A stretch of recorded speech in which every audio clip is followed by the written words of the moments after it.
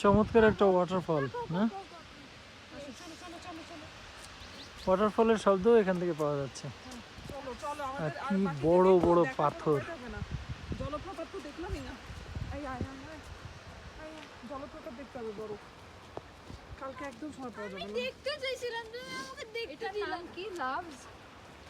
এটা নাম লাভার স্লিপ। লাভার slip waterfall. লাভার slip. হ্যাঁ, এই যে ওয়াটারফল, পানি পড়তেছে এই যে।